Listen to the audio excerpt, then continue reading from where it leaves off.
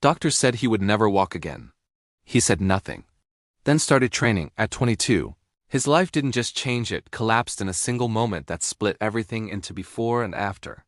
One second he was full of plans, chasing a normal future like any other young man, and the next he was lying in a hospital bed, staring at ceilings that never seemed to end. The accident damaged his spine and stole the movement in his legs, leaving him paralyzed and surrounded by voices that spoke in final sentences. Doctors used words like permanent, irreversible, and wheelchair for life, but he barely reacted. Not because he didn't understand, but because something inside him refused to accept that the story was already finished. His family cried, his friends struggled to find the right words, and the world slowly adjusted itself to seeing him as someone limited, someone who would now be defined by what he could not do. But in his silence, a different conversation was happening, one between him and the only thing left that still felt alive, his will. The first months were the hardest, not because of the pain alone, but because of the loss of identity. He wasn't just losing movement. He was losing the version of himself he had known his entire life. Simple things became mountains, turning in bed, sitting upright, accepting help for everything. There were days he stared at his legs not out of hope but confusion, as if waiting for them to remember their purpose. People around him began to speak carefully, avoiding dreams, avoiding expectations, slowly lowering the ceiling of his world so it wouldn't hurt as much. But the lower they set it, the more he felt something building inside him, something that didn't match the quiet life everyone was preparing for him. Rehabilitation began slowly, almost insultingly slowly. The first goal wasn't walking, it was simply learning control again. Sitting balance, upper body strength, breathing with stability. Every movement felt like arguing with gravity. Therapists came in with structured plans and realistic expectations, but he treated each exercise like it was a secret negotiation with fate. There were setbacks, days when progress disappeared, when pain flared, when nothing responded the way it should. But he kept showing up. Not dramatically, not loudly, just consistently. The kind of consistency that doesn't look powerful from the outside, but slowly reshapes everything from within. What nobody fully understood was that he wasn't training his body at first, he was training his mind not to surrender. Each repetition, each failed attempt, each assisted movement was a reminder that effort still existed even if results were delayed. While others saw limitation, he started seeing data signals, responses, micro-improvements that most would overlook. A slight twitch, a bit more control in his core, a fraction of stability that wasn't there before. These became victories no one else would celebrate, but they were enough for him to continue. Years passed like this. Not dramatically, but persistently. Life outside the rehabilitation center moved on. Friends graduated, started careers, traveled, fell in love, built their paths. He watched some of it, heard about most of it, but lived in a different rhythm where time was measured in therapy sessions and physical thresholds. There were moments of frustration where the question of why me appeared, but it never stayed long enough to become an excuse. Instead, it transformed into something sharper. What now? At around 25, something shifted. He stopped focusing only on recovery and started focusing on rebuilding performance. He began studying athletes not casually, but obsessively. Training methods, biomechanics, nutrition, mental conditioning. He watched how professional bodies moved, how they generated force, how they recovered. He couldn't yet execute everything physically, but mentally he was constructing a blueprint of what his body would need to become if it ever responded again. It was not optimism. It was engineering. By 26, his body had changed in ways doctors hadn't predicted. Not fully recovered, not miraculously healed, but significantly adapted. With assistive training and relentless conditioning, he regained partial function.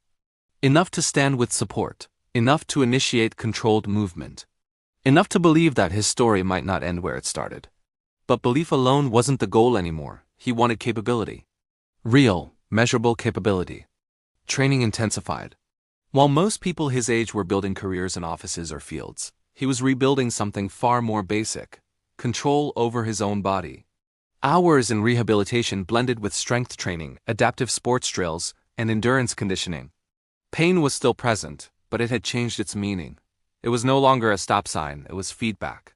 A signal that the system was still active. At 27, he made a decision that surprised even those closest to him.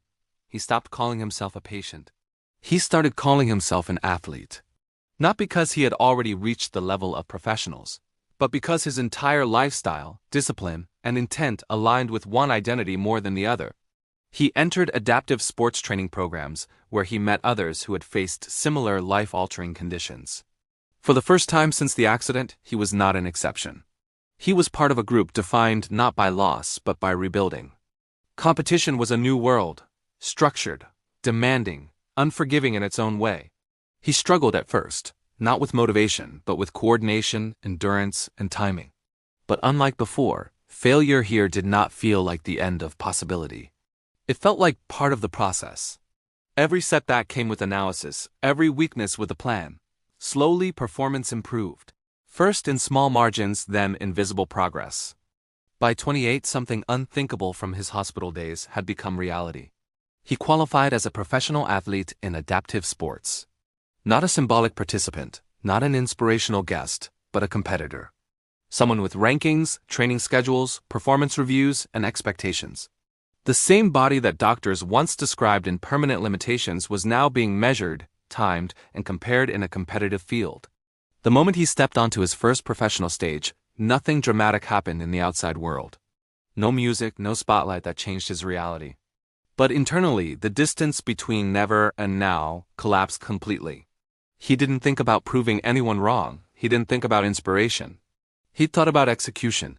Years of invisible work condensed into a single focus: perform. The race or event itself, whatever discipline he was competing in, was not about a fairy tale ending. It was about precision, control, and endurance. Every movement carried the weight of thousands of hours of rebuilding. And when he finished, it wasn't the result alone that mattered, but the fact that he had arrived there through a path that was supposed to be impossible. After that, people called his story inspirational. Some called it miraculous. Others called it luck or rare recovery. But none of those words fully captured what actually happened. It wasn't luck that carried him from a hospital bed to a professional arena. It was repetition when nothing changed. It was discipline when motivation disappeared. It was patience when timelines made no sense. It was the refusal to let a single moment of tragedy become the definition of an entire life. He often reflects on that early silence in the hospital when doctors spoke their predictions. That silence wasn't acceptance. It was the beginning of resistance that didn't need words. Because sometimes the most powerful response to limitation is not argument, but action sustained long enough to rewrite the outcome. And today, when he trains, competes, and continues pushing forward, his story isn't about what he overcame alone. It's about what he built afterward. A body reconstructed through persistence, a mind sharpened by struggle. A life that didn't return to what it was, but became something entirely new, something that was never supposed to exist according to the original diagnosis, but exists anyway. Every single day he shows up and trains again.